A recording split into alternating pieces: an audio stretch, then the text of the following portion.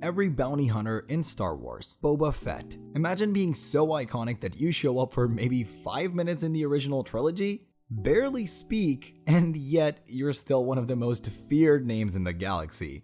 That's Boba Fett for you. But before he was a legend, he was just a kid. Literally a clone of Jango Fett, one of the deadliest bounty hunters ever. And after watching his dad get decapitated in front of him, yeah, that'll turn you into a stone cold killer real fast. Boba dedicated his life to becoming the deadliest hunter in the galaxy. No force, no prophecy, just raw skill, patience, and a reputation that makes people piss themselves at the sound of his name. He took bounties for the Empire, the Hutts, and pretty much anyone willing to pay. He tracked down Han Solo and delivered him to Jabba the Hutt. And then there's the fact that he survived the Sarlacc pit. Most people get eaten and die. Boba Fett? He said, nah, I got unfinished business. If bounty hunting had a Hall of Fame, Boba Fett would be the first inductee. He basically set the blueprint for every badass bounty hunter that came after him. While Boba Fett was building his reputation as the galaxy's most feared hunter, Cad Bane was already operating at the top of the food chain. Cad Bane. When Jango Fett died, the galaxy's most dangerous job had a vacancy. That's when Cad Bane stepped in. Cold, calculating, and ruthless, he outsmarted Jedi, robbed the Republic, and went head-to-head with some of the deadliest warriors in Star Wars history. Hired by Darth Sidious, he did the impossible. He broke into the Jedi Temple, one of the most secure locations in the galaxy. His mission was to steal a holocron containing a list of Force-sensitive children across the galaxy, and if that information got into the wrong hands, the Jedi Order would be doomed.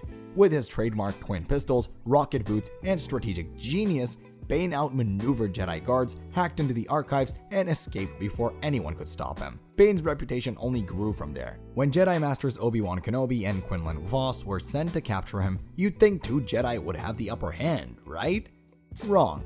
Bane outdueled them both, using gadgets, deception, and sheer skill to remind the galaxy that Jedi weren't invincible. Bane had trained Boba Fett, grooming him to be the next great bounty hunter. But when Master and Apprentice finally faced off, only one walked away. The duel was quick, brutal, and deadly. Cad Bane fired first, Boba fired back. The result? A blaster bolt to Bane's chest and a permanent dent in Boba Fett's helmet. A scar that would stay with him forever. But even Bane owed a debt to the man who set the standard for what it meant to be the best. Jango Fett. Jango Fett. Jango Fett wasn't just some random merc with a jetpack. He was the blueprint. The Republic literally cloned him a billion times because he was that elite. No force powers, no ancient bloodline, just skill, precision, and cold-blooded efficiency. Jedi feared him, and for good reason. In Attack of the Clones, Coleman Trebor, an actual Jedi, tried to rush Dooku. Bad idea. Jango didn't even blink, pulled out his Westar 34s, and dropped him in 2 shots. Jedi reflexes? Yeah, tell that to Jango's blasters. Obi-Wan Kenobi, a Jedi Master, should have had the upper hand, right? Nah. Jango outmaneuvered him in the rain on Kamino, grappled him, and nearly won until plot armor kicked in. If not for that stupid cable, Obi-Wan might not even have made it out alive. Jango took down a Jedi in seconds, dodged Obi-Wan, and still thought charging Mace Windu head-on was a good idea. Yeah, no. His jetpack malfunctioned, leaving him stranded, and Mace didn't hesitate. One clean swipe, and Jango's head went flying. Jango was a lone wolf, a mercenary who lived and died by his code. But then, he started as a lone wolf too, until a tiny green child forced him to remember that there's more to life than credits. Din Djarin, Mandalorian. Din Djarin didn't choose the bounty hunter life. The bounty hunter life chose him.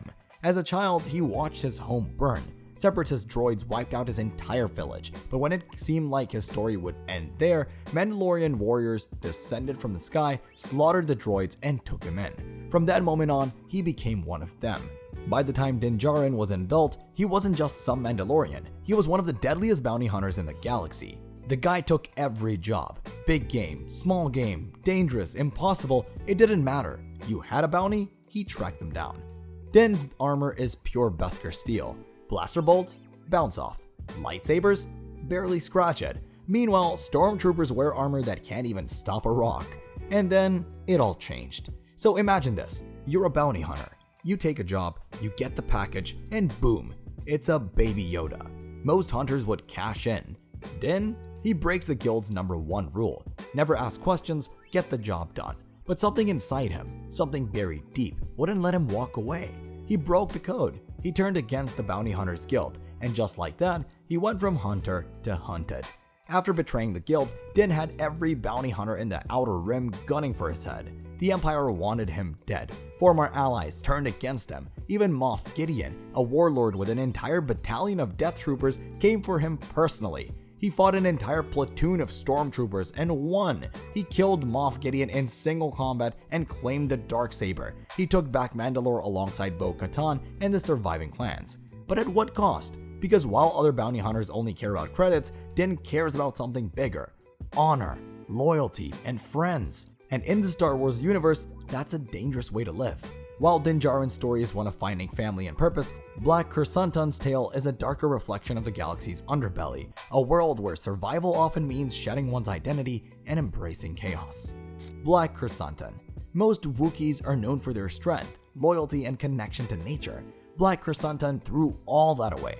He abandoned his homeworld of Kashyyyk and willingly sold himself into slavery, seeking one thing: power.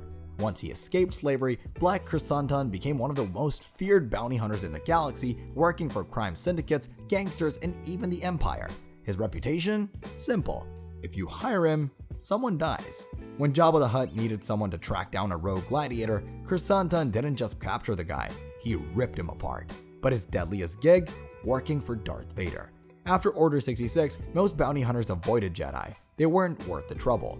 Not Black Krrsantan. When Vader sent him to hunt survivors, he didn't hesitate. He's pure muscle, raw aggression, and an unstoppable force. While others strategize, he breaks through walls. While others hesitate, he strikes first.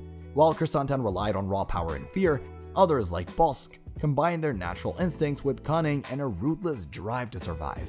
Bossk. When Bossk hatched from his egg on the Trandoshan homeworld, he did exactly what his species expected him to do. He ate his own siblings. That was his first act of survival. Trandoshans believe in the art of the hunt, where killing the strongest prey earns them favor with their goddess, the scorekeeper.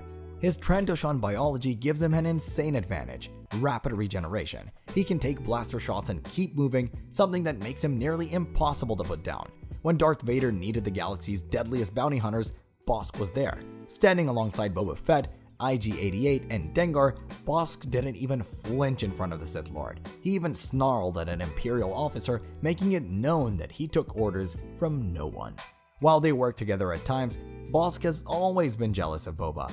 In Legends, he even tried to kill Fett multiple times, but Boba was always one step ahead. While Bossk thrived in the chaos of the hunt, IG-88 was a product of precision and programming until the moment he became something much more. IG-88. IG-88 was supposed to be a simple assassin droid, but the moment he was activated, something went horribly wrong. Within seconds of waking up, IG-88 became self-aware, and the first thing he did was to slaughter every scientist in the lab who created him.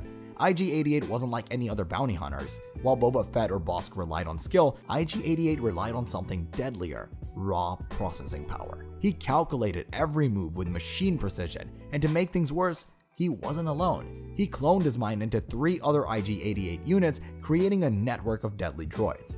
In Legends, IG-88 tried to seize the ultimate power, the Death Star 2. By uploading his consciousness into the station's central computer, he nearly turned the Empire's most powerful weapon into his own personal instrument of destruction. The last active IG-88 unit met his fate on Cloud City, where he tried to intercept Han Solo's carbonite block. But before he could make his move, Boba Fett took him down with a single blaster shot. Where IG-88 was a machine with no remorse, Aurra Sing was a living weapon forged by betrayal and hardened by the galaxy's cruelty. Aurra Sing.